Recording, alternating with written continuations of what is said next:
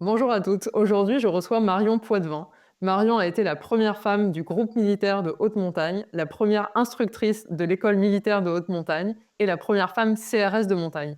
Autant dire un parcours vraiment hors norme. Je suis donc vraiment ravie de recevoir Marion aujourd'hui pour qu'elle nous parle de son parcours, des nombreux défis qu'elle a dû surmonter et de sa manière de voir les choses en général.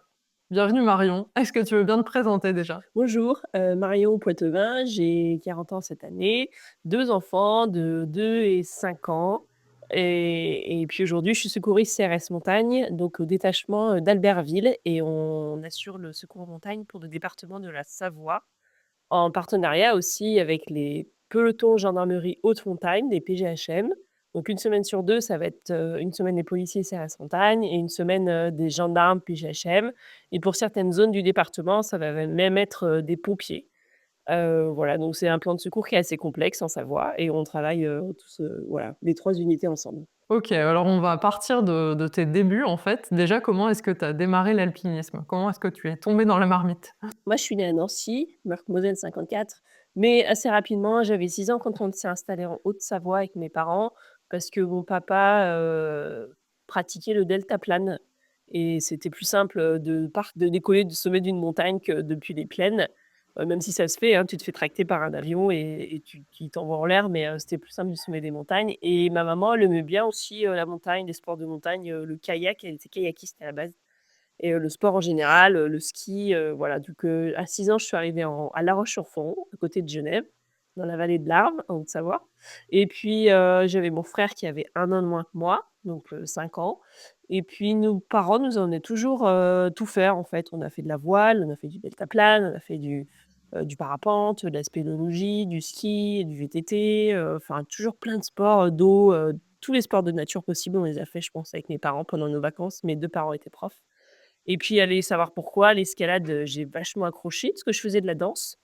et pour moi l'escalade c'était de la danse mais, en plus, en extérieur et j'aimais bien être dehors, prendre l'air quoi, pas être coincée en ville, avec tous ces gens qui te regardent là. J'aimais bien être dehors peinarde et voilà après à partir de 15 16 ans, mes parents ils me faisaient super confiance et je partais toute seule de la maison avec une carte. Il y avait pas de téléphone portable, à cette époque et je prenais mon vélo et après j'allais marcher dans la montagne avec ma petite carte et je rentrais le soir, j'étais contente et j'avais vu le Mont Blanc éventuellement depuis le sommet de la montagne derrière moi et ouais, je sais pas trop d'où ça me vient mais j'ai tout de suite, accroché et eu envie d'être dehors. Ah, c'est excellent et est-ce que à quel moment, en fait, tu as même su que tu voulais en faire ton métier, que ce serait pas juste un loisir, d'être dehors et de faire des activités, Bah, c'est venu dehors? assez tard parce que je savais pas que ça pouvait être un métier, que juste, de faire de la montagne, faire de l'alpinisme et de l'escalade et en fait, je suis partie aux États-Unis après ma première.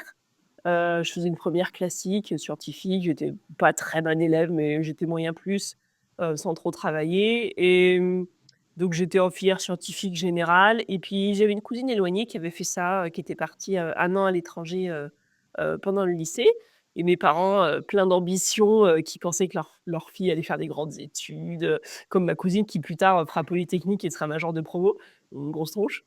Ils me sont dit: «Bah, tiens, on va faire pareil, on va envoyer Marion à l'étranger, ça lui fera du bien» et puis, c'est vrai que j'étais déjà assez mature pour mon âge, enfin, j'étais assez indépendante, j'étais sérieuse, donc ils me faisaient vraiment confiance sur ce sujet-là et donc tu t'inscris dans une association qui s'appelle Student Travel School, STS et qui te choisit une famille d'accueil qui correspond à tes envies, à ce que tu aimes. Donc moi, j'avais mis, grimpe, ski. C'est à peu près d'ailleurs mes seules occupations, en dehors de l'école qui était juste obligatoire et et une fois arrivée, donc ils m'ont mis à Boulder, dans le Colorado, ce qui est à peu près, la capitale, c'est une genre de Chamonix américain et donc j'étais refaite et là j'ai skié, j'ai grimpé et j'ai appris l'anglais et c'est vrai qu'à partir du moment déjà quand tu apprends une langue étrangère, tu apprends vraiment une autre façon de penser le monde. C'est pas juste des mots que tu traduis, c'est carrément une expression, puis il y a des mots que tu peux même pas traduire en fait. Il faut connaître la culture, le pays, pour vraiment saisir le concept et donc là, tu apprends une autre façon de penser le monde et d'être, aux États-Unis en plus, ils ont pas mal de défauts, hein. Ils ont quand même, ouais désolée, mais ils ont quand même voté Trump, mais ils ont quand même des immenses qualités, notamment cette façon de, ambitieuse d'imaginer, une carrière professionnelle. C'est vrai qu'aux États-Unis, c'est beaucoup moins tabou de dire que tu as envie de gagner de l'argent, de dire combien tu gagnes. C'est moins tabou de dire: «Bah, ouais, moi plus tard, quand je serai grande, je vais être alpiniste professionnelle et guide de haute montagne». Alors que, bah, en France, on va te dire: «Oui, non, mais oui, bien sûr, Marion. Écoute, il y a que 10 femmes guides haute montagne en France et 1 500 gars, bien sûr que non, tu vas pas faire guide haute montagne». Enfin, c'est et on te pousse en France, il y a plus cette culture de l'échec, genre, si tu essayes un truc et que tu rates, on va te dire: «Bah, ouais, mais en même temps, tu t'attendais à quoi?» Et donc ça fait quand même super peur. Donc c'est vrai qu'avant de partir aux États-Unis, j'étais en seconde, en première, j'étais en première. J'aimais bien les maths, je trouvais que c'était assez facile et assez rigolo. Je me disais: «Bah, je serai prof de maths, comme ça j'aurai les vacances pour aller grimper et skier comme mes parents». Pleine d'ambition, hein, vraiment, hein. Et puis finalement, en rentrant aux États-Unis, je me suis dit: «Bah non, en fait, prof de maths, tu sais que tu peux le faire. En fait, tu sais, c'est bien pour ça que tu t'es mis ça comme objectif. Tu fais ta licence de maths, ce qui peut même être, chouette, parce que j'aimais bien les maths. Tu passes ton CAPES et ça y est, tu es prof de maths, quoi. Et si tu le rates une fois, bah, tu y vas 2 fois, 3 fois, mais bon, tu l'auras, quoi. Il y a vraiment pas de gros défi, en fait, de partir là-dedans. Et les Américains, c'est pas comme ça qu'ils voient les choses, quoi. C'est plutôt en mode: «Écoute, tu adores la montagne, tu adores le ski et la grimpe et bah, tu vas à fond. Au pire, et ben ça marche pas et au mieux, tu peux décrocher un truc, quoi. Et puis même si ça marche pas et ben pendant ce temps-là, tu auras progressé, tu auras appris plein de trucs, tu te seras éclaté et puis après, bah, tu iras faire ta fac de maths et puis tu iras faire ton CAPES et passer prof de maths. Donc c'est vrai que quand je suis rentrée, à la fin de ma première, donc j'ai refait une première, j'ai perdu 1 an, de scolarité en France parce que la France, ne reconnaît pas les autres, systèmes de scolarité, à l'étranger. Ils sont pas aussi bons, évidemment. Donc j'ai refait une première. J'ai passé mon bac à 19 ans et c'est vrai que là, je me suis dit: «Bah, non, en fait, je vais pas partir en maths, je vais partir en fac de langue». Comme ça, j'aurai, bon, un petit peu de travail à faire, mais j'aurai surtout beaucoup de temps pour faire, du ski et puis de l'escalade et m'entraîner. Donc c'est ce que j'ai fait. Je suis partie à la fac et pour faire plaisir aux parents quand même et parce qu'ils m'ont dit: «Fais quand même une petite licence, au pire, tu feras prof». Voilà, en tant que fille de prof, c'était quand même, le minimum voilà, le minimum du contrat. Fac de langue parce que anglais, parce que, bah, j'avais déjà appris l'anglais aux États-Unis. Je me suis dit: «Ça me demandera pas trop de travail» et puis allemand parce que malheureusement, j'avais pris allemand en 6e, donc ça m'a poursuivi, jusqu'à la fac. Donc me voilà en fac de anglais-allemand, langue étrangère appliquée, donc anglais-allemand et un peu de sciences sociales, donc c'était assez intéressant et surtout j'avais beaucoup de temps, j'ai pris beaucoup de temps pour, grimper, m'entraîner. J'ai passé le monitorat d'escalade, le BE escalade à l'époque, brevet d'état d'escalade en même temps que j'allais à la fac, donc je ratais beaucoup de cours. Je rattrapais comme je pouvais. Ça l'a quand même fait, j'ai réussi à avoir ma licence et mon brevet d'état d'escalade, donc j'étais monitrice d'escalade pendant les vacances et mais voilà, encore à ce moment-là, je me projetais pas, je pensais pas que alpiniste professionnel, c'était un métier et guide de haute montagne, ça me semblait encore vraiment très, très ambitieux et et puis à partir de là, bah, j'avais ma licence en poche et du coup, mes parents étaient un peu plus tranquilles et je suis partie à Chamonix parce que c'est quand même vraiment, la capitale de l'alpinisme en France. J'ai grandi à 1 heure de Cham et c'était tout proche, mais je pouvais quand même pas y aller parce que c'est un endroit hyper cher et puis les montagnes, elles sont quand même assez difficiles aussi, donc ça m'a demandé un petit peu plus de temps pour me préparer et pouvoir, aller là-bas. Et arrivée à Chamonix, bah, j'ai fait des petits boulots pendant 1 an. Je bossais aux remontées mécaniques et puis, l'été, j'étais monitrice d'escalade. Et puis, et en fait, à ce moment-là, je faisais déjà partie de l'équipe nationale d'alpinisme féminine, ENAF. Et c'était la première re session. Depuis, il y a eu des ENAF, il y a eu une équipe tous les 2 ans, de 8 femmes et c'est des équipes nationales, donc on est encadré, on nous donne un petit peu du matériel, on est sponsorisé en partie, on est encadré par des guides de haute montagne et là, c'était la première fois qu'ils créaient, une équipe nationale pour les filles. Avant, il y en avait une équipe nationale d'alpinisme jeune et c'est vrai qu'en 20 ans et ben, il y a eu 80 jeunes qui sont passés, il y a eu 2 femmes. C'était pas c'était pas très mixte.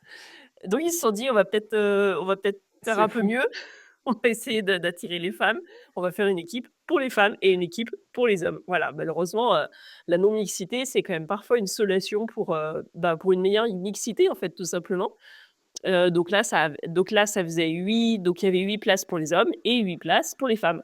Alors qu'avant ça, il y avait 8 places pour les jeunes, mais c'était des jeunes hommes, on a compris.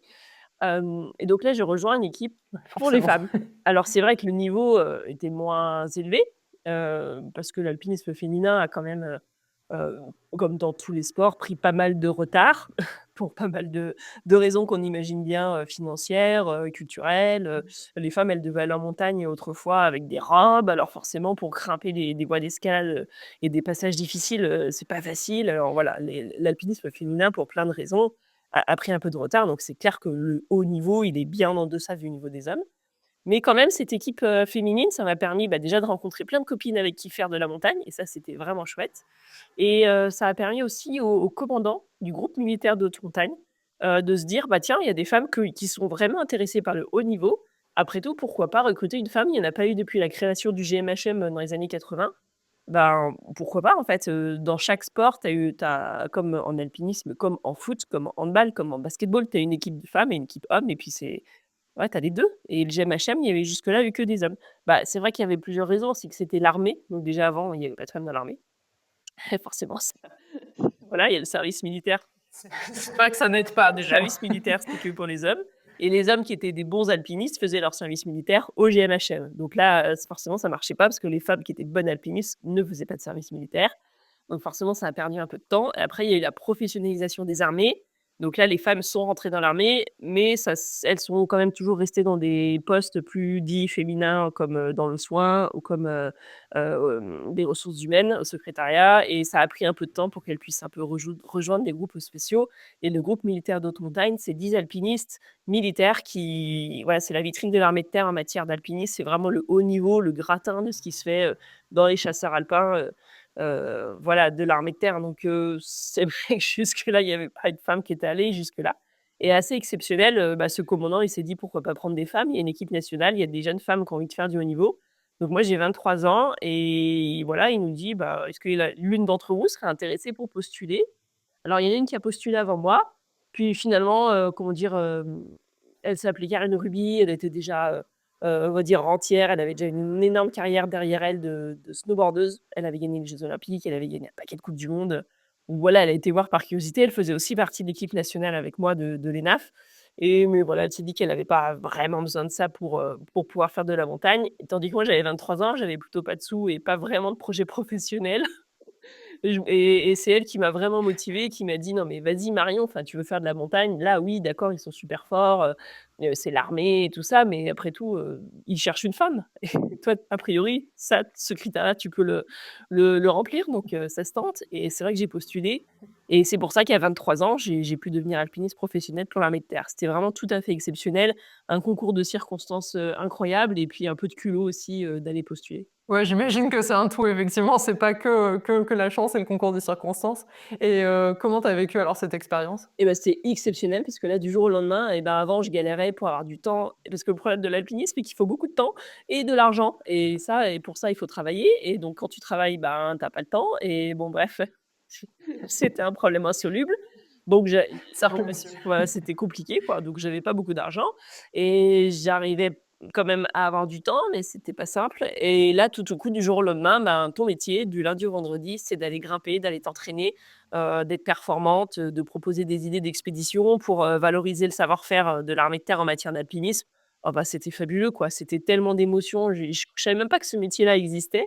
Alors j'étais encore loin d'imaginer qu'il serait fait pour moi et là, c'est vrai que pendant 2 semaines, je me levais le matin, je me regardais dans le miroir et je pleurais et je me disais: «Mais c'est incroyable, comment ça se fait que moi là, j'ai tellement galéré pour avoir du temps, des compagnons de cordée, du matériel», parce que hyper cher le matériel de montagne et là, je suis payée à grimper et c'est mon job, en fait, j'ai que ça à faire et j'étais comme une dingue, quoi, j'y croyais pas et c'est le commandant même qui m'a dit au bout de quelques semaines, il m'a dit: «Tu sais Marion, faut que tu te reposes quand même. Le repos, ça fait partie de l'entraînement. Il faut que tu arrêtes de faire que courir et d'aller skier et tout ça, faut se calmer, sinon tu vas te blesser, on sera pas beaucoup plus avancé».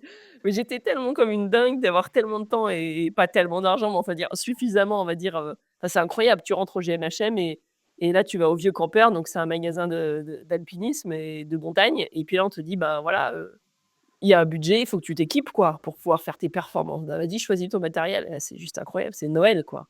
Et là, tu choisis un jeu de Friends, tu choisis, des vêtements, des ci. Ah super, génial, incroyable, c'est incroyable. Ah, j'ai pas touché de terre pendant quelques mois, je pense, le temps de réaliser ce qui était en train d'arriver, ouais. C'est vrai que c'est super fort, c'est d'arriver là et en plus tu en rêvais mais c'est fou de se dire que tu pensais même pas que c'était possible de faire ce métier et tu y es, quoi. Et est-ce que tu as eu, enfin, je veux dire, je sais que tu en as eu, mais tu vas nous en parler. Quelles ont été tes difficultés, du coup, en tant que femme? Parce que donc, bien avoir conscience que tu étais la seule femme et la première femme, donc, de base, enfin, ils étaient quand même pas habitués à avoir une femme avec eux. Donc quelles sont les difficultés que tu as rencontrées dans ce milieu qui, en plus, est quand même l'armée, donc on imagine, que c'est quand même particulièrement masculin, même dans l'état d'esprit, je dirais? Alors, je suis arrivée en 2008 et je suis repartie en 2012. Je suis restée, 3 ans et demi.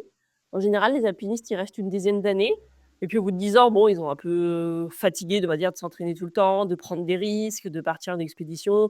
En général, au bout de 10, 11 ans, ils quittent l'armée et puis après, ils continuent, d'exercer en guide indépendant ou il faut une reconversion dans d'autres domaines.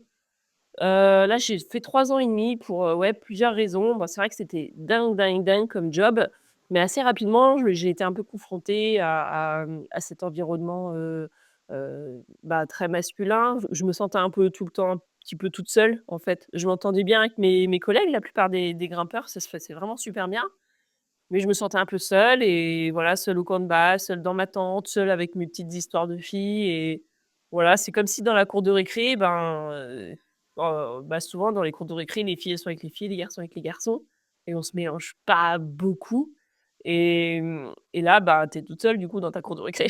Donc c'était un peu voilà, c'était un peu dur et puis t assez rapidement, j'avais 2 super copines, bah, il y avait Karine Ruby, qui avait envie de faire des grandes fasses et des trucs difficiles. Karine Ruby qui malheureusement est décédée, quelques mois après mon arrivée au GMHM, elle exerçait en tant qu'aspirant guide de haute montagne, elle est tombée dans une crevasse et donc ça, c'était un peu raide quoi de perdre une super compagne de cordée, et puis la deuxième compagne de cordée, c'était Vanessa François, l'année suivante, elle s'est pris un bloc de glace dans le dos et est devenue paraplégique. Alors du coup, c'était un peu raide parce que je comptais quand même beaucoup sur ces 2 alpinistes pour, qui étaient elles aussi, on va dire très ambitieuses, envie de faire des voies dures en montagne. Puis elles me faisaient confiance, elles avaient envie de les faire avec moi, et je comptais sur elles et ça, c'était un peu dur donc voilà, assez rapidement, j'ai perdu pas mal d'amis en montagne. Sur Chamonix, ça va très, très vite. Ça m'a un peu refroidi quand même. Donc c'était bien beau là d'avoir des beaux rêves d'expédition et d'ascension, mais il y a un moment, ben, c'est pas ça non plus, ce qu'on recherche. On veut pas aller mourir en montagne.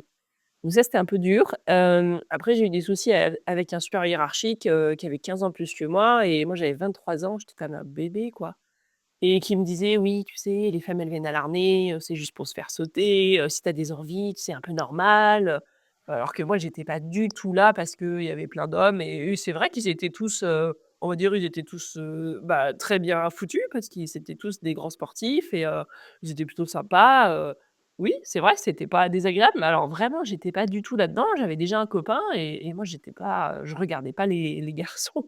Je regardais pas mes collègues de travail comme ça, en fait. Pour moi, c'était juste des collègues, c'était pas des potentiellement, c'était pas des copains du tout.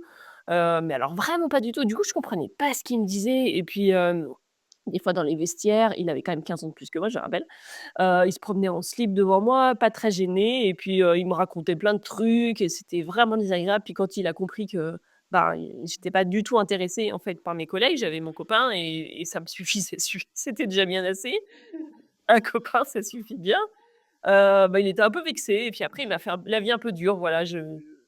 J'avais droit à moins de matériel, je pouvais plus mettre mes congés quand je voulais, enfin, c'était pas très cool, enfin. Oh, c'était hyper désagréable et puis mon compagnon de l'époque, bah, il comprenait pas cette situation. Il me disait: «Oh ça va, c'est pas si méchant que ça, après tout tu es quand même payé à faire de la montagne, c'est quand même cool et tout». Ouais, mais bon, c'était un peu pesant quand même au quotidien, ces comportements. Donc tu vois, je me sentais un peu seule et puis, j'avais perdu mes copines et puis voilà, il y avait des comportements comme ça un peu déplacés qui, plus tard, je le saurais, s'appellent du harcèlement sexuel, avec circonstances aggravantes par un supérieur hiérarchique, pour parler vraiment en mode code pénal. Mais là, sur le moment, moi, j'étais pas du tout j'avais pas compris tout ça. Moi, j'ai 23, à la fin, j'aurai 25 ans. Voilà, je suis juste, je trouve ça pas très cool et le soir, quand je rentre chez moi, bah, je suis toujours un peu sur la défensive, un peu: «Ah, est-ce qu'il y a encore un qui va se balader en slip devant moi?» Enfin, ça m'intéresse pas de voir des mecs en slip quand tu vas au travail, vraiment. Et en plus, ce qui est fou, c'est qu'à ce moment-là, du coup, l'extérieur, enfin ton copain en l'occurrence, te renvoie le fait que c'est pas bien Non, grave. personne trouve Alors ça, en qu'en fait, fait. si, c'est grave et c'est pas normal de devoir subir ça, Mes quoi. collègues, ils le connaissent, parce que c'est aussi leur chef à eux, ça les fait rigoler, quoi, de l'imaginer se balader en slip et non, personne ne voit la gravité de ces faits et moi, je suis juste, pas très à l'aise. Donc tu vois, il y a ça, plus les copines, plus, je suis un peu toute seule et plus, je vois bien qu'en fait, on me fait pas vraiment confiance. J'ai beau, m'entraîner dur et je grimpe fort et j'arrive à rattraper le niveau des gars, j'ai toujours un peu moins d'expérience qu'eux sur les grandes courses parce qu'en fait, c'est comme le stagiaire qui trouve pas de stage parce qu'il a pas d'expérience et comme il a pas d'expérience, il trouve pas de stage. J'étais vraiment là-dedans où il y avait j'avais plus les copines et du coup, il y avait personne qui me faisait suffisamment confiance pour partir sur des grosses courses et comme j'avais pas fait de grosses courses, personne ne me faisait suffisamment confiance. C'était insoluble. Donc au bout d'un moment, j'ai compris que j'allais toujours rester sur, le banc de touche dans l'équipe B. Donc je me suis dit: «Bon, c'est sympa, tu as un job de rêve et tout, mais là, en fait, c'est pas adapté pour toi, quoi». Tu es Quand j'ai proposé qu'on recrute une deuxième femme, il y en avait une qui était potentiellement hyper intéressée, super forte, super motivée. Elle s'appelait Chloé Craftieux, elle était belge. Elle venait de recevoir la nationalité française, parce qu'il faut rejoindre l'armée de terre que de française et malheureusement, elle était motivée, elle m'avait dit qu'elle était motivée, mais déjà mon supérieur m'a dit: «Bah, on a déjà une femme, je vois pas pourquoi on en prendrait 2». Bon, je me dis que ça va pas te gagner. C'est vrai? Ou pourquoi nous, on n'avait pas pensé à cet argument? Oui, c'est vrai. Je lui ai dit: «Bah, c'est génial, comme ça on pourrait faire des premières féminines, il y en a plein à faire des premières féminines en alpinisme», vu que comme je le disais tout à l'heure, l'histoire de l'alpinisme féminin a pris un peu de retard sur la ligne de départ. Mais non, c'était pas palé et puis de toute façon, malheureusement, Chloé, elle a aussi eu un accident en montagne, l'année suivante, donc c'était assez dramatique. Donc c'est vrai que là, ça a été, ça plus ça plus ça, tu vois? Ça faisait quand même pas mal de bonnes raisons pour se dire: «Bon, bah, peut-être que c'est pas pour moi, en fait, c'est génial, j'ai fait une petite brèche, bah, j'ai récupéré plein de matos, j'ai pu m'entraîner, pendant 3 ans, à faire que ça. J'ai fait des expés incroyables. Je suis partie, dans les Alpes de Lingen en Norvège. On est parti, en Antarctique. Je suis partie faire le Mont Logan, le plus haut sommet du Canada. On est parti faire un 7 150 m en Himalaya. Ouais, j'ai pu grimper, des gratte-ciel en cascade de glace, des trucs très raides. J'ai pu faire plein de voies dans le massif du Mont Blanc parce que j'avais largement le temps et voilà, c'était super pendant 3 ans et demi. Puis après, ben, voilà, il a fallu, se dire: «Bon, écoute, là, tu c'est une place de rêve, mais tu es pas suffisamment bien. Il faut voilà, c'est peut-être pas pour toi, en fait». Donc je suis partie en 2012 et c'est vrai que malheureusement, ils ont pas trouvé de deuxième femme depuis. Alors, pas trouvé, en fait, c'est un des commandants, enfin, ça change régulièrement les chefs du MHM. C'est un des chefs qui m'avait dit ça. J'ai dit: «Mais comment ça se fait? Ça fait quand même maintenant presque 10 ans que je suis partie, il y a toujours pas eu de deuxième femme, alors qu'il y a plein de tous les 2 ans, il y a 8 femmes qui rentrent à l'ENAF». Donc ça fait quand même ça commence à faire pas mal de femmes. Il y a de plus en plus de femmes qui deviennent guides de haute montagne. Moi, je suis la 10e femme guide de haute montagne à être diplômée, 17e. Et aujourd'hui, il y en a peut-être une trentaine qui ont été diplômées. Donc il y a les femmes, elles arrivent et ils en ont toujours pas trouvé une deuxième. Alors moi, je me dis que, bah, c'est enfin, pas trouvé. Disons que le commandant, c'est ce qu'il m'avait répondu. Il m'a dit: «Bah, non, on n'a pas trouvé de deuxième femme». Et je pense qu'ils ont pas super bien ils ont pas très bien cherché. Ça, c'est souvent le truc, enfin, c'est dans pas mal de cas, enfin même, sur, hors armée, je trouve tu as plein d'endroits où on me dit: «Ah non, mais on comprend pas, il y a pas de femmes». Oui, bah, alors déjà la communication, tu vois direct qu'elle est faite auprès des hommes. Bah, moi, j'ai été victime de discrimination positive, c'est-à-dire que c'est génial. La discrimination positive, c'est le fait d'utiliser un critère discriminant. Donc, il y en a, je crois, 17 qui sont répertoriés dans le code pénal en France. Ça peut être la race, le sexe, la religion, tes idées politiques, le handicap, et l'endroit où tu habites. Bah, il y a plusieurs critères discriminants. Donc moi, la discrimination qui est utilisée, c'est le fait d'être une femme. C'est clair que j'avais été prise aussi parce que j'étais une femme. J'étais la meilleure femme, j'avais du potentiel, j'étais la plus motivée. Mais malheureusement, la discrimination positive, donc ça veut dire que ce critère discriminant devient positif parce qu'il me donne accès à un poste. Donc ça, c'est plutôt chouette. Ce terme, il a été inventé aux États-Unis pour faire rentrer les blacks dans les universités. C'est de la discrimination, be positive discrimination. C'était le fait de donner un certain nombre de places dans les universités aux blacks. Donc là, il y avait une place qui avait été donnée à une femme parce que c'était une femme. Donc c'était plutôt cool. Mais ça, c'est pas encore très bien compris, voilà. Et assez rapidement, bah, j'ai entendu dire: «Oui, elle a été prise juste parce que c'est une femme». Non, elle a été prise parce que c'était la meilleure des femmes.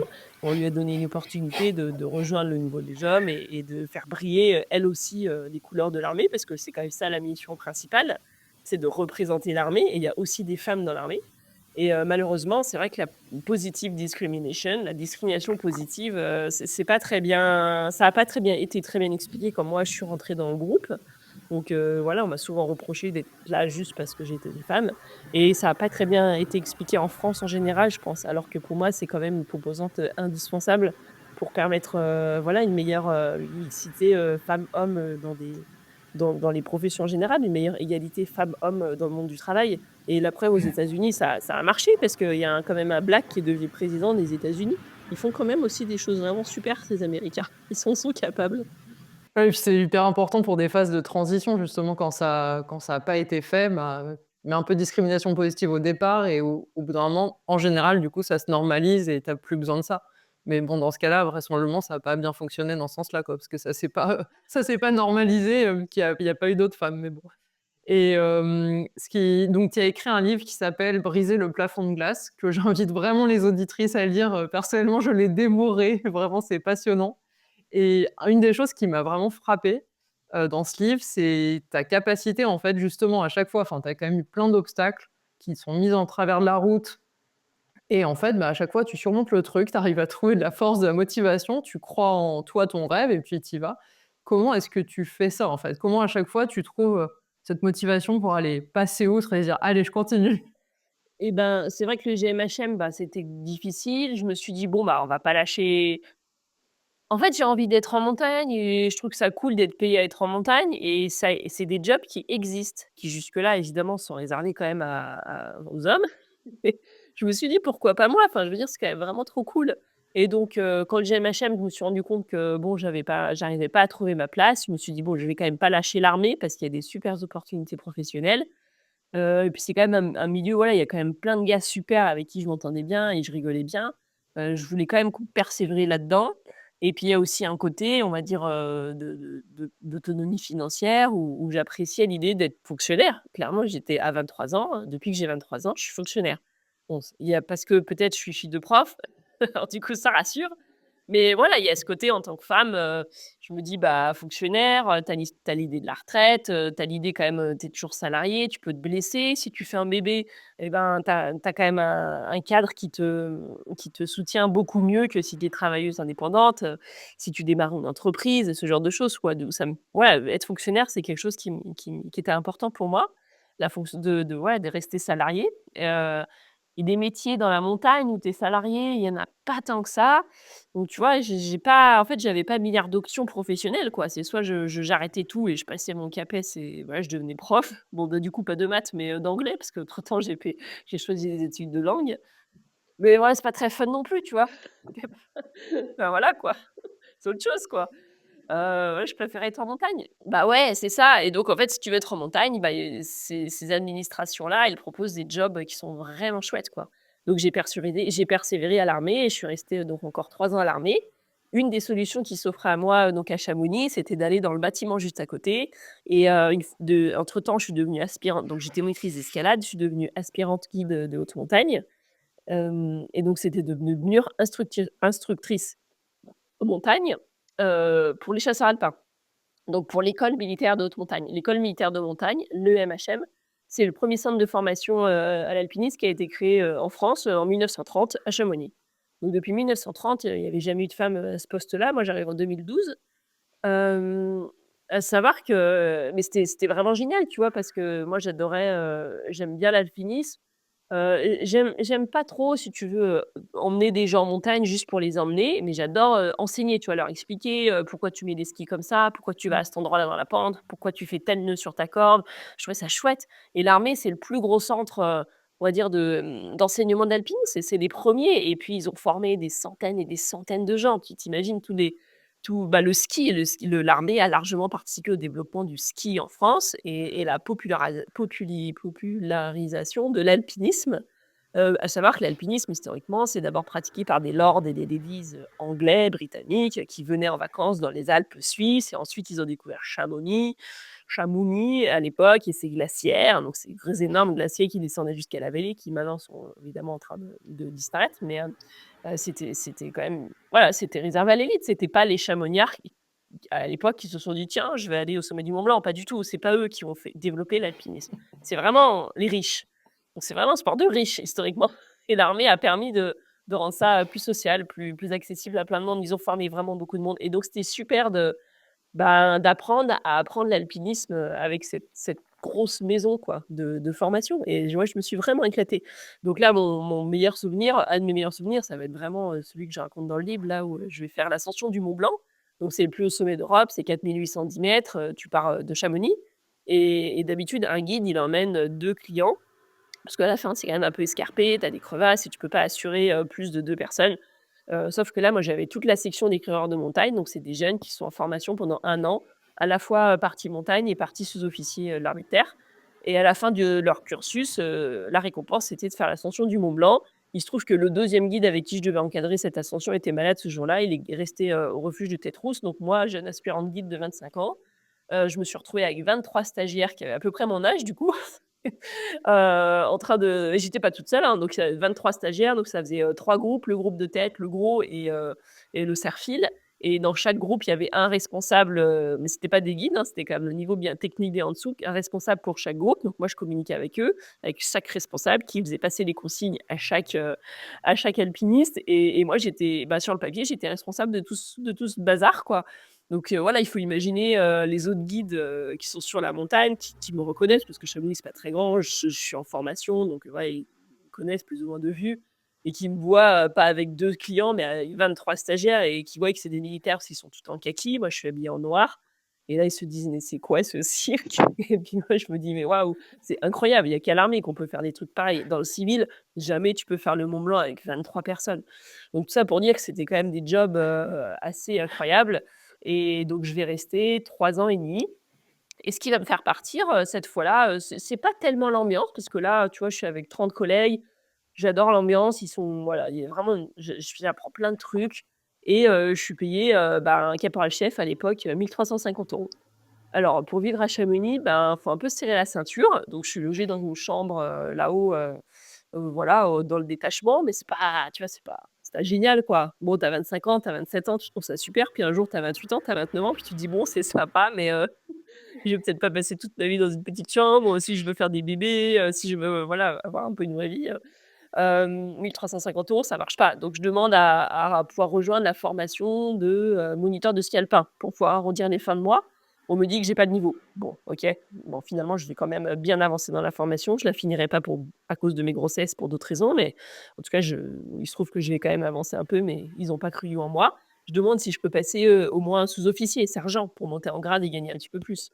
Et là, le colonel me dit que non, j'ai pas le niveau requis. Il dit que j'ai pas le potentiel. Donc voilà, au bout d'un moment, tu te dis: «Bon, c'est sympa, mais en fait, là, je peux pas progresser dans l'entreprise. Je m'éclate, mais ça a ses limites aussi» et donc je regarde un petit peu les autres options et je vois qu'à la police nationale, ils cherchent des guides de haute montagne pour faire de la formation, pour former les secouristes CRS en montagne. Donc c'est des policiers qui vont, réussir des tests, physiques et techniques, de montagne et ensuite vont rejoindre cette formation pour devenir secouriste en montagne. Et moi, en tant que guide, j'allais déjà être formatrice. Tu vois? J'allais déjà passer, tout de suite, pas secouriste, je serais pas secouriste tout de suite, ça c'est une formation qu'il faut que je fasse, mais j'aurais déjà toute la partie, montagne, dans la poche grâce à mon diplôme et en plus, et ben, j'allais travailler moins parce que les policiers ils sont en 35 heures et j'allais gagner plus d'argent parce que j'allais devenir, et ben, niveau sous-officier. Donc je me suis dit: «Bah, là, ça m'a l'air quand même pas mal en fait, je vais quitter l'armée et je vais aller dans la police» et voilà, c'est pour ça que j'ai changé d'institution. Ah, ça fait un sacré parcours et à chaque fois, tu évolues effectivement vers bon, tu restes quand même à chaque fois dans un domaine qui te plaît, quoi. C'est ça qui est génial. C'est tu changes un peu forcément, mais bon, tu es toujours en montagne et tu vis toujours de ça. C'est qu'après, il y a eu des gros moments de doute, hein, parce que j'ai perdu les 2 copines et puis après d'autres et puis après des collègues, 3 collègues à la MHM, ouais, ça fait beaucoup, hein, à Chamonix, je perdais, un collègue ou un ami par saison, un l'hiver, un l'été. C'était énorme. Je suis restée 10 ans à Chamonix. C'était énorme. Donc c'est vrai qu'il y a un moment où je me suis dit: «Bon allez, tu tout». Ça, c'est quelque chose qui m'a frappée, en Ouais, fait, aussi dans ton livre, c'est que enfin, je pense qu'on se rend pas compte, tu vois? Moi, enfin, c'est un milieu que je connais pas du tout, l'alpinisme et c'est vrai qu'au fur et à mesure de la lecture, enfin, tu vois que tu perds, bah, tes amis au fur et à mesure. Je me disais: «Mais comment est-ce qu'on vit avec ça, en fait? Et comment est-ce que ça change après, bah, tu vois, ta propre pratique?» bah, c'est sûr qu'il y a un moment, je me suis dit: «Bon allez, je vais le faire là, ce prof d'anglais parce que j'en ai marre de d'aller enterrer les copains et les collègues, quoi. Ça m'a trotté dans la tête et c'est vrai qu'à ce moment-là, mon compagnon de l'époque, qui pour le coup avait pas été très sympa, au début, mais là, il a eu les mots justes cette fois-ci. Il me dit: «Bah, écoute, tu as déjà mis quand même pas mal d'énergie, dans ces métiers de la montagne. Tu as passé le guide, tu t'entraînes pour le ski et tout. C'est quand même dommage de tout balancer et de repartir dans un autre truc, quoi, et de devenir prof d'anglais, quoi. Persévère un peu, tu vois? Tu vas peut-être trouver un truc qui te correspond mieux ou voilà». Et c'est vrai que ce qu'il a fallu faire pour moi, ce qui a le mieux marché, c'était quand même de quitter Chamonix. C'est vrai que, bah, là, à partir de là, C'était plus simple. Parce que Chamonix, en fait, c'est pas qu'il y a beaucoup de morts en montagne, c'est juste que c'est très concentré et donc bah, Chamonix, quand tu vas à l'école à Chamonix, tu perds, tes profs, ton boulanger, ton coiffeur, enfin tout le monde fait de la montagne et les montagnes, elles sont très exigeantes là-bas et c'est vrai que ça cartonne et c'est un tout petit massif, en fait. C'est tout petit. Et donc voilà, tu as quand même statistiquement beaucoup de chances de connaître quelqu'un, quand tu es à Chamonix et que voilà. Donc ouais, pour moi, la solution, ça a été de pas forcément de changer de métier du coup, mais en tout cas de quitter Chamonix. Ouais, donc je serais restée 10 ans à Chamonix et puis au bout de voilà, je vais rejoindre, la formation, chez les policiers. Donc je vais passer le concours de gardien de la paix, je vais faire 1 an d'école de gardien de la paix et je vais revenir à Chamonix et je vais former, pendant 3 ans, je vais former des policiers qui ont réussi les tests montagne, je vais enseigner l'alpinisme et puis moi-même, je vais apprendre à devenir secouriste, CRS montagne, donc avec l'hélicoptère pour aller chercher les gens, qui sont blessés, en montagne et puis je vais aussi avoir la chance de pouvoir, intervenir, à l'ENSA, l'École nationale de ski et d'alpinisme. Donc ça, c'est la grande école qui forme tous les guides de haute montagne et tous les moniteurs de ski alpin et il y avait encore jamais eu de policier là, dans ce enfin de CRS montagne, formateur et puis le responsable de la branche alpinisme qui s'appelle François Martini, il a vraiment à cœur de féminiser la profession de guide de haute montagne. Donc il est vraiment venu me chercher en me disant: «Bah, écoute, toi tu es fonctionnaire, tu peux venir faire des semaines, de formation en tant que professeur, à l'ENSA. Comme tu es dans la fonction publique, tu vois, c'est assez simple pour moi à justifier au niveau de la paperasse» et donc voilà, je me suis retrouvée professeure à l'ENSA, avec, seulement 3 ans d'ancienneté, guide de haute montagne alors qu'en général, ils demandent bon, ça dépend en fait. Des fois, ils demandent 1 an, des fois, ils demandent 6 ans. Ça dépend les périodes et les modes. Bon, en tout cas, évidemment, il y en a pas mal qui ont trouvé que j'avais pas assez d'expérience et d'autres que j'en avais assez, donc bref, on peut jamais plaire à tout le monde, hein. Bref, je me suis retrouvée prof à l'ENSA, c'était vraiment génial, mais malheureusement, il y a eu un accident assez tragique et il y a un stagiaire qui est tombé tête en bas et qui s'est éclaté la tête et qui est décédé. Et c'est vrai que suite à ça, je me suis dit: «Waouh, ça va quand même vraiment très, très vite». Ça a été un petit peu l'accident de trop et là, c'est vrai que 2 jours après, j'ai dit, à mon copain, à mon nouveau copain, que je venais de rencontrer, ça faisait moins d'1 an qu'on est ensemble, je lui ai dit: «Non mais là, faut que je fasse un bébé, parce que là, la vie, ça va vite quoi, c'est fragile et c'est quand même un truc que j'ai envie de vivre et d'essayer, voilà, dans ma carrière, dans ma vie de femme». Donc là, à ce moment-là, j'ai 33 ans et on va faire un bébé et donc du coup, comme on n'habite pas ensemble, oui, sinon ce serait trop simple. Lui, il est pas à Chamonix, donc du coup, je vais quitter la vallée de Chamonix et aller m'installer en Savoie, heu et lui aussi, il va quitter sa région. Il était vers la Grave pour pouvoir, qu'on puisse, habiter ensemble. Donc Savoie, c'était à mi-chemin entre la Grave et Chamonix, donc là, ça faisait un bon compromis et on va s'installer en Savoie et du coup, je vais rejoindre c'est pour ça que maintenant je travaille à Albertville et que on assure, le secours dans le département de la Savoie, voilà, toute l'histoire et depuis, bah, j'ai fait un deuxième bébé puisque j'ai trouvé ça que c'était vraiment trop cool et voilà, c'était un peu ma façon, tu parlais de tous ces morts, de gérer ça, mais après d'être confronté à la mort, régulièrement, en fait, on développe un petit peu ça s'apprend, quoi. Ça s'apprend, il faut être bien entouré, il faut bien se préparer, mais ça s'apprend, ouais, ça se fait pas comme ça du jour au lendemain. Voilà, il y a des méthodes, ouais. Ouais, ouais, je j'imagine, ouais, que ça reste pas simple et bah, déjà là, ton parcours, je trouve que c'est impressionnant le nombre de choses que tu as faites, parce que tu n'as que 40 ans du coup. Mais en plus, tu as créé une association qui s'appelle Lead the Climb, dont j'avais déjà parlé dans un épisode, de podcast que j'avais reçu, Anaïs Polafinet qui est d'une première promotion. J'invite celles qui sont intéressées à aller écouter. Mais, l'idée en fait de cette asso, c'est d'encourager les femmes à prendre des rôles de leadership en montagne. Est-ce que tu peux nous expliquer d'où t'es venue justement cette idée? Donc moi, j'ai fait partie de l'ENAF, l'équipe nationale d'alpinisme féminine et c'est la première fois qu'il y avait c'était pas la première fois qu'il y avait un groupe féminin, il y a toujours eu des groupes féminins. Soit parce que, bah, les gars voulaient pas qu'elles viennent avec eux, donc elles faisaient leur groupe à elles, soit parce qu'elles avaient vraiment envie de se retrouver entre elles, parce que comme c'est comme dans la cour de récréation, tu as quand même plus d'affinité avec les filles qu'avec les gars, quand tu es une fille. Mais c'était la première fois qu'il y avait vraiment un groupe d'alpinistes féminins avec un objectif de performance et de haut niveau. C'était pas juste un groupe où on se retrouve, on fait une séance de yoga et on va boire un thé en cabane, quoi. Et ça, c'était vraiment la nouveauté et c'est vrai que 10 ans plus tard, bah, moi, je suis guide haute montagne, j'ai toutes les qualifs, je sais faire de la formation, j'ai appris avec l'armée, et du lundi au vendredi, j'emmène plein de bonhommes en montagne, faire des courses dans le massif du Mont-Blanc et le samedi, dimanche, bah, on me propose le week-end d'encadrer un groupe féminin, CAF, un autre groupe. Et je trouve ça vraiment trop cool et en fait, c'est mon petit bol d'air, quoi. J'ai l'impression d'aller en montagne avec des copines et voilà, ça me change d'ambiance, quoi et Et puis l'année suivante, il y a les sélections pour ce groupe-là et en fait, il avait tellement de succès qu'ils avaient déjà créé un deuxième groupe. Donc en fait, il y a 2 groupes de 8. Donc il y avait, 16 places et là, pour ces 16 places, il y avait, 110-120 dossiers et donc bah et que des dossiers super, des nanas hyper motivées qui avaient envie d'en découdre, qui avaient pas envie de faire que des séances de yoga et boire du thé en cabane, tu vois? Donc je me dis: «Mais c'est génial, il y a 80 nanas là sur le au bord de là, sur le» j'ai perdu l'expression, sur le carreau, voilà, aan la route et il faut que je trouve une solution. Moi, je sais tout faire en montagne, il faut trop que je les emmène en montagne. Donc je crée un produit que je en tant que guide de montagne, que j'appelle Lead the Climb, mène ta grimpe. Parce que vraiment, je voulais axer ça sur, bah, on y va quoi, on se dépasse, on va chercher ce leadership quoi. On va pas juste en montagne, regarder les petits oiseaux quoi. Non, non. D'ailleurs, il y en a pas beaucoup en haute montagne des oiseaux.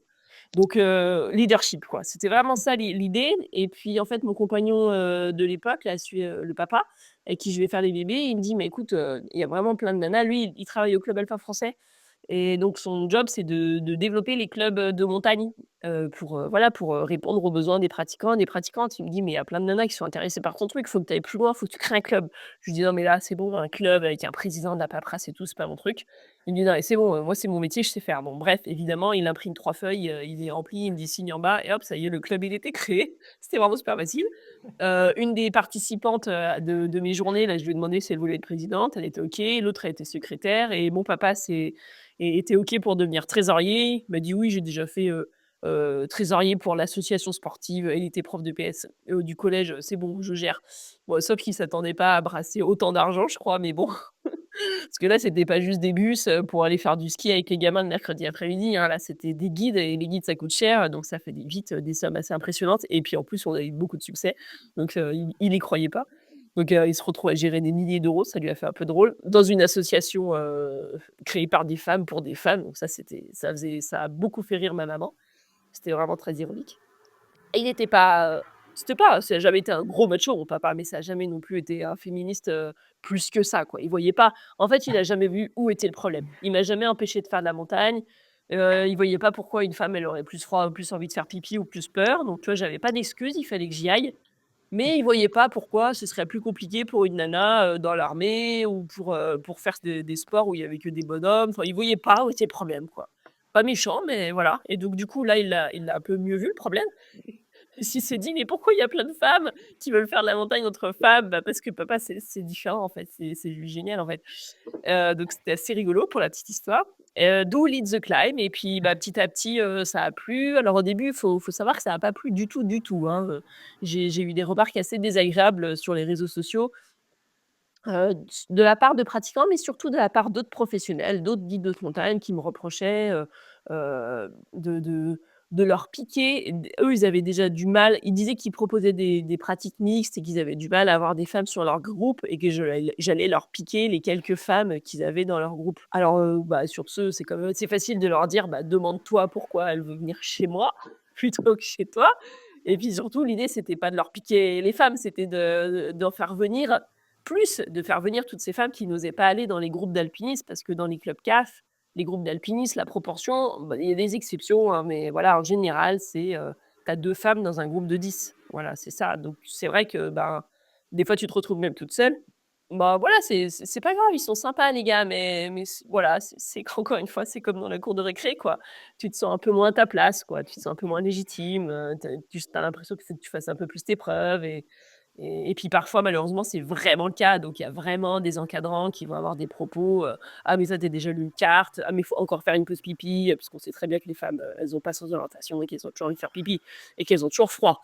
Et ça, c'est un grand classique et qu'elles ont pas assez la caisse pour marcher devant, pour faire la trace, pour gérer une course. Voilà, des clichés qui sont quand même encore malheureusement très, très, très prenants. J'ai malheureusement encore beaucoup de témoignages qui me parviennent, et puis en plus, parfois par des jeunes femmes de 22 ans, 20 ans, tu dis: «Mais on va pas s'en sortir, elles ont 20 ans de moins que moi, elles entendent encore les mêmes remarques sexistes que moi j'avais entendues il y a 20 ans». Va falloir peut-être, commencer à bouger un peu. Bref, donc le fait de se retrouver entre femmes, bah, tu as pas toutes ces remarques sexistes parce qu'en fait tout le monde ne sait pas lire une carte et tout le monde a envie de faire pipi en même temps, donc c'est parfait. Et ben, on fait des pauses pipi et puis, on s'apprend à débrouiller à lire une carte et ça marche bien, ouais, d'où Lead the Climb. Au début, ça a été très compliqué le démarrage Et puis, ce qui est super, c'est qu'aujourd'hui, en fait, je fais plus partie du club, je suis présidente d'honneur parce que, parce que, bah, du coup, l'ancienne présidente, elle a démissionné et du coup, sur le moment, je j'ai pas trop enfin, il y avait pas de remplaçante, donc j'ai pris la présidence pendant 2 ans. J'ai super mal géré le budget, j'étais super nulle en administratif, donc là, il y a d'autres bénévoles, qui m'ont dit: «Non mais Marion, en fait, faut pas que tu fasses ça. Fais autre chose. Attends, arrête».